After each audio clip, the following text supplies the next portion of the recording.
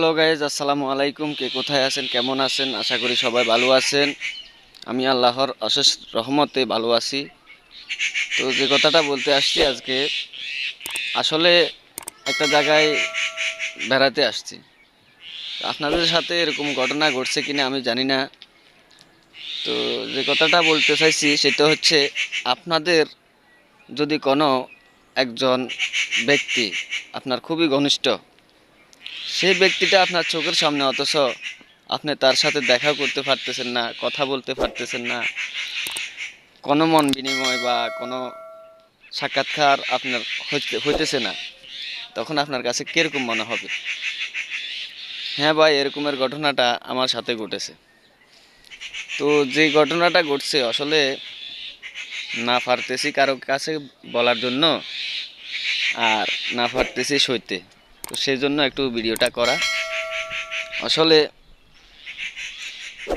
আপন মানুষ তো আপন মানুষই, কি বলবো তাদের কথা, কিন্তু কোনো না কোনো কারণে আপনার সাথে যদি একটু ভুল বুঝাবুঝি হয়ে যায়, তখন সে ভুলটাকে ভাঙানোর জন্য আপনাকে অনেকটা পরিশ্রম করতে হবে।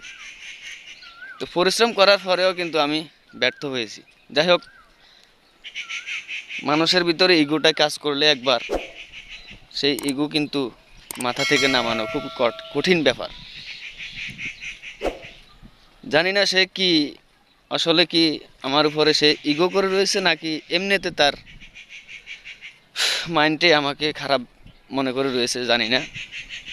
তা আমি দূর থেকে তার জন্য শুভকামনা করি, আল্লাহ যেন ওনাকে ভালো রাখে, ভালো থাকে। আমি মূলত যতই চেষ্টা করি তার সামনে যাইতে পারতেছি না, কিন্তু দেখতেছি আমি, আমার সাথে দেখা হচ্ছে না, কথা হচ্ছে না।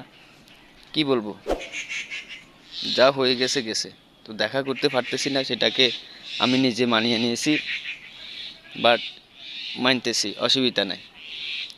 কিন্তু আপনাদের সাথে যদি কারো সাথে এরকম হয়ে থাকে, তাহলে আমার এই কমেন্ট বক্সে কমেন্ট করে জানাবেন। অন্তত আমরা কারা কারা রয়েছেন তারা একজড়িত হয়ে কিছু কথাবার্তা বলবো, অসুবিধা নাই। রাখছি, আসসালামু আলাইকুম ওয়া রাহমাতুল্লাহি ওয়া বারাকাতুহু। আকাশ যেমন চাঁদের আলো, তোর